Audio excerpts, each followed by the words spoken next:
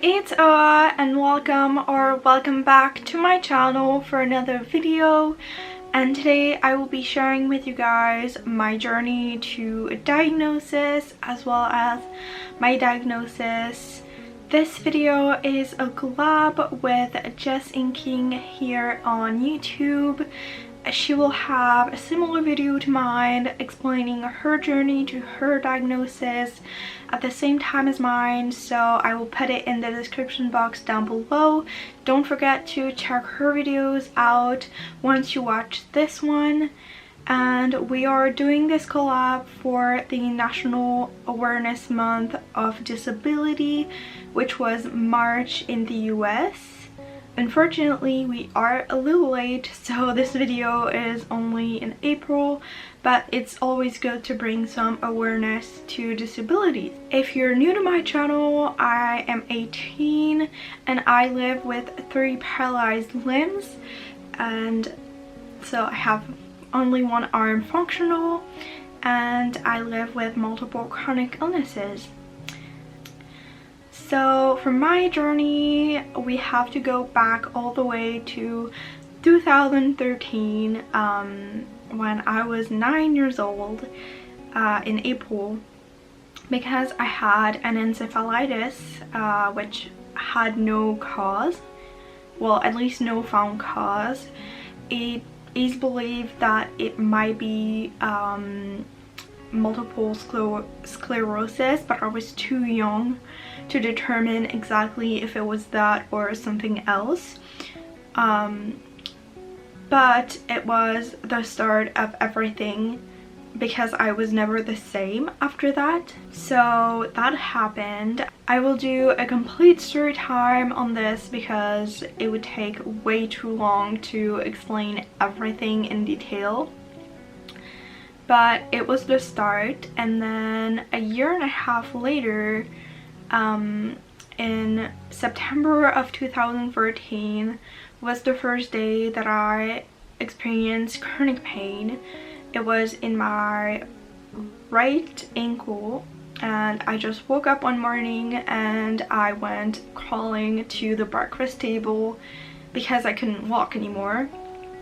So I was 11 and I couldn't walk from one day to another, and I was bounced around through a million doctors, and after that the pain went into my right hand.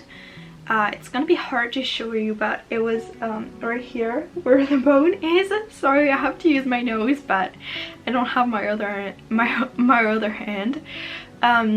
But so basically the pain migrated and was in those 2 places now, and I was seeing an orthopedist, I think that's how they called, and he felt like I was a medical mystery. All my scans were normal. He couldn't figure out what was wrong, and he basically said, the next time it hurts, I'm gonna open you to see what's going on, which was not the best idea. So for like the next 4 or 5 months, I did not say that I was in pain. So that was fun. And then after that, I developed pain in the second leg, and it was like on and off pain. So I would have pain for a while. They would do a cast and an injection of some kind of painkiller drug that I can't remember the name of. I think it was corticoids. I don't know. I was too young to remember. But they would do an injection locally where it hurts, put my foot in a cast. I would keep it for 4 weeks, and then the pain would go away. So it was really weird, and we did not understand like what was going on. And then I stopped seeing that doctor because he wanted to just have surgery on me just to see what's going on. And I went for a while without doctor, and then I had to be hospitalized for the first time It was 6 years ago now because we were in the process of moving and both of my legs hurt at the same time and I couldn't walk anymore. So basically I was confined to my bed, which we had to move on the floor. So you see the mattress, we had to put it on the floor because I couldn't get up or anything. And basically I just had to live like that, and then I was hospitalized for 3 weeks, I believe, doing intensive physiotherapy, physical therapy and all of that. It got better. I was to the point that I could move and like walk again, not really but a little bit. And basically I lived on the 3rd floor of my building, so I had to move with my grandparents and live with them, and we moved into this house at the same time. It was chaotic. And then after that I just continued on having problems. I developed pain in my back, in my shoulders, and basically I just lived in constant pain, always having medical problems just all the time, and we just couldn't figure out why. At the same time I was always sick. I had gastritis literally every year for a month at a time.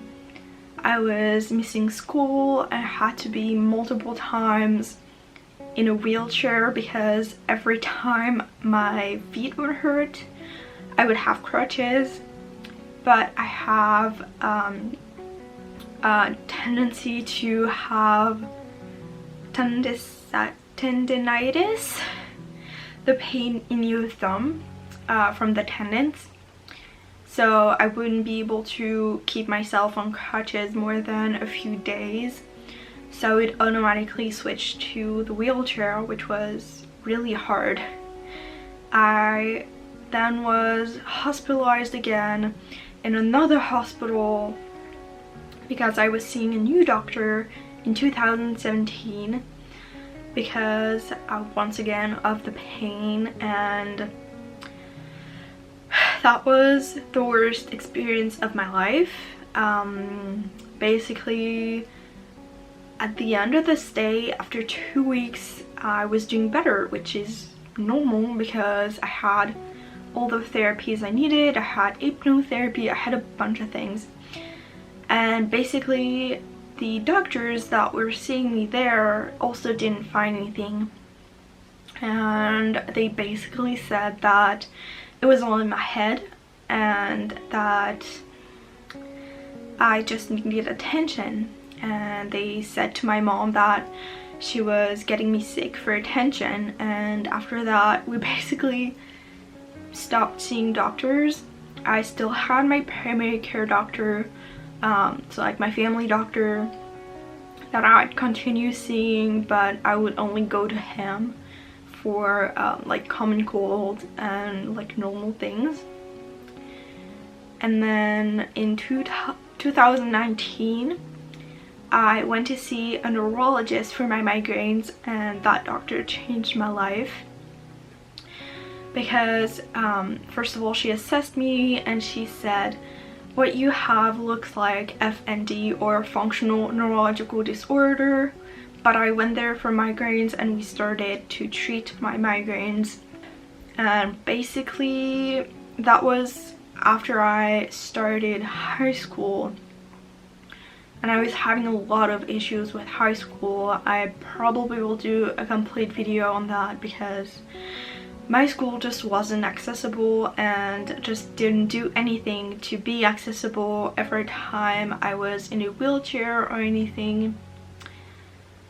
And then 2020 came around, and as you may know if you've been following me for a while, in February of 2020 I lost all sensation in my legs and arms, which was the worst symptoms I've ever experienced.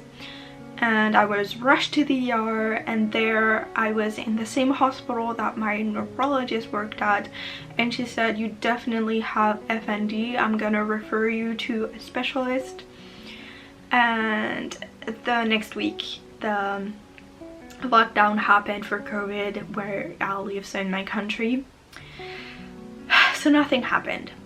That was February and nothing happened. I was in lockdown, and because I was considered high risk for other things, one, the migraines, so like neurological problems, two, I have a really bad immune system, always had, and basically I just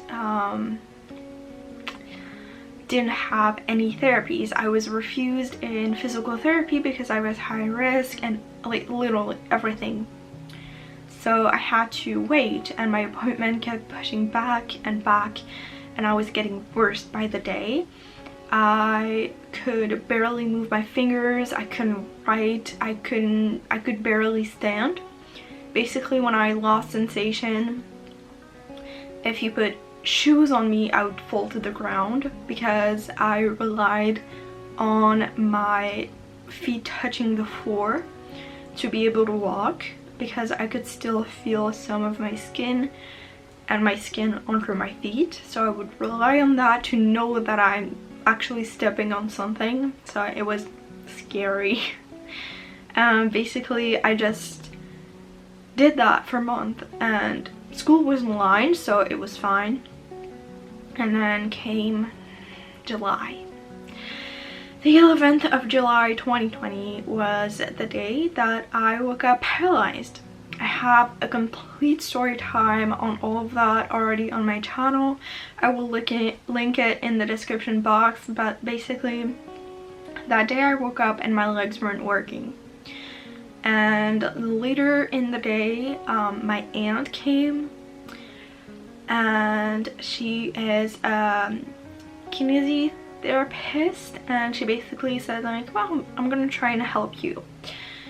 And she did, and I had to lay flat on my bed for like a long period of time. And then when it came time to like be done and go back to my life, basically my arm weren't working anymore. So that night at 10 at night, I was rushed to the ER again, and it was pretty traumatic. And basically I was admitted in the hospital, and it was the hospital where the specialists were. I have a lot of hospitals, so sorry for that, it's kind of confusing, but that specific hospital I had to stay at for 2 months.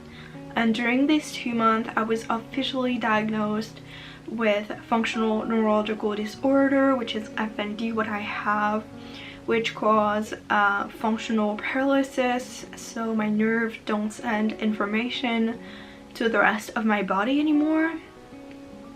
And last year in December, it was decided that I am gonna be assessed, I don't know if it's the right word, for Ehlers-Danlos hypermobile syndrome. Not sure if I put those words in the right place, but basically Ehlers-Danlos syndrome, because I have a lot of the factors for it, so that should happen this year. I have also a suspicion of hypothyroidism, which is a whole other thing in and of itself. But yeah, that's basically this last almost 10 years resumed. So I cut a few things out that weren't really necessary, or just overall that just didn't work in this story and that were not needed, because I saw a bajillion doctors, I was bounced around, and a lot happened, and really it's not needed in this story. I wanted to do like a quick version of all of this because it is a long story. Something that I should have mentioned maybe is just that the doctors that I previously had were against me using a wheelchair when I needed one, and basically just like anti-social mobile help or anything like that. So every time they would say, yeah, just stay home for as long as you have the pain. So I just spent a lot of years just inside and not doing a lot. And yeah, that's also my story that I wanted to share, and that also motivated me to create this channel. So maybe in a way it's also how and why I created my channel at the same time. But yeah, I hope you enjoyed this video. I will have plenty more coming on more stories and a lot of story times. So don't forget to subscribe if you don't want to miss that. Don't forget to check out Jess's video on in the description box down below. And also just thank you for watching, and I will see you guys in the next one. Bye!